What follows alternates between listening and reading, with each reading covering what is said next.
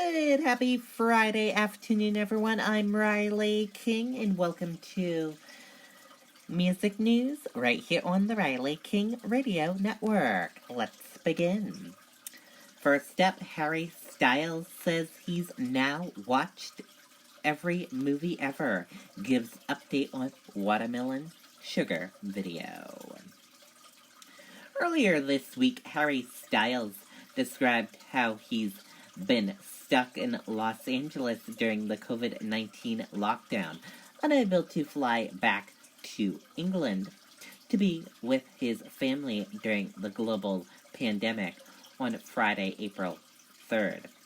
He passed the time by dialing into Sirius XM's Hits 1 to give an update on the eager anticipated video for Watermelon Sugar and share his self-quarantine routine with host Nicole Ryan,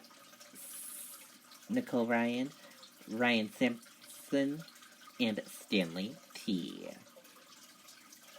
Oh, and they asked him if now would be the right time to fire up that One Direction reunion performance. But with Zoom to keep that social distance, I don't know if that's the reunion that we've had in mind, he said hesitantly. I don't know if that would be the way to do it, but yeah, I'll have a quick whip around. Sound like a hard no, but Harry did have a soft yes on another important topic after Styles was spotted filming the Watermelon Sugar video earlier this year.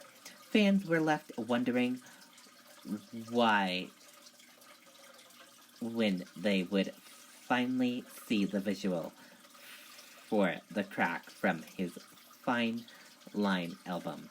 I think I'm not sure exactly, but not too long, he said before adding a few more weeks, a couple months, maybe. He said the clip has just finished and he's excited to get it out. Thankfully, that it was filmed before the novel coronavirus turned the world upside down. It would be a little different if we filmed it now. I was with a lot of people in the video, so if it kind of switched now, second half, it's just me inside, he said.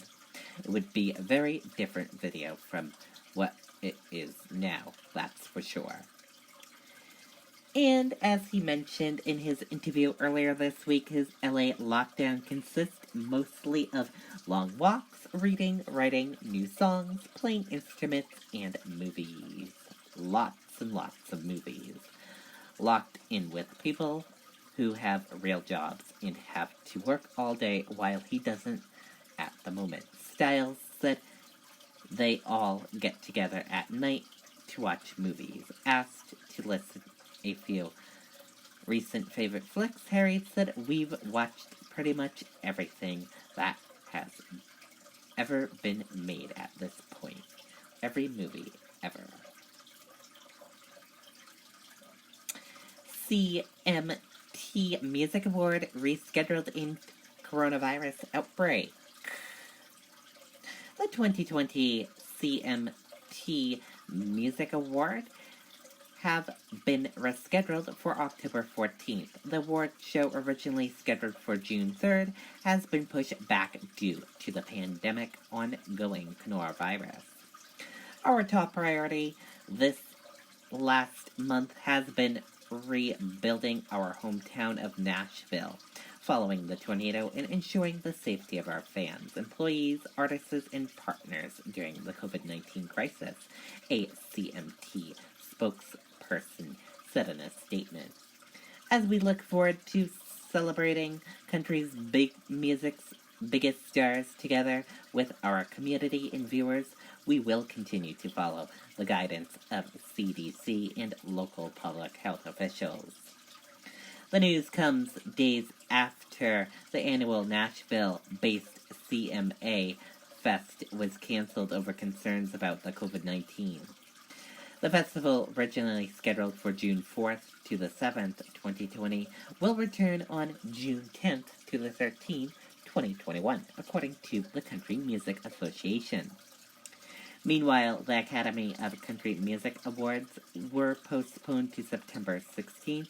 The ACM Award were initially scheduled for April 5th, live from Las Vegas on CBS.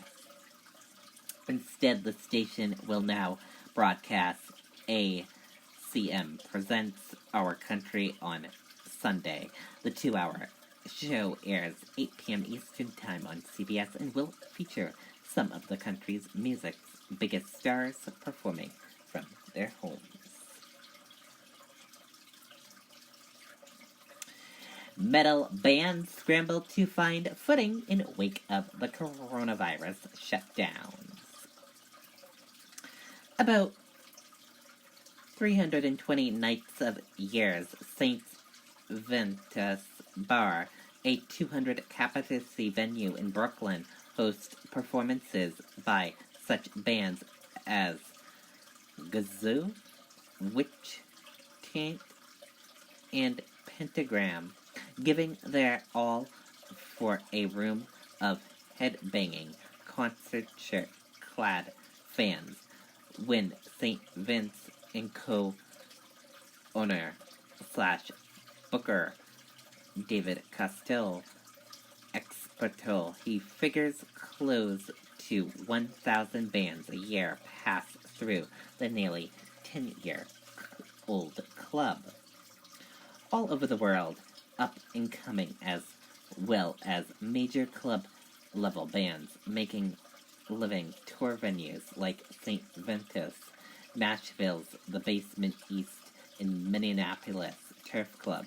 But when the attempt to contain the coronavirus pandemic shattered most clubs globally, it took the livelihoods of potential features of hundreds of small and mid-level bands, and possibly just as many venues with it. And that does it for this Friday afternoon edition of Music News. I hope you enjoyed watching this Friday afternoon edition of Music News. I'll see you back here next week for another edition of Music News. Have a great weekend, everyone, and I'll see you on Monday for more music news. Bye.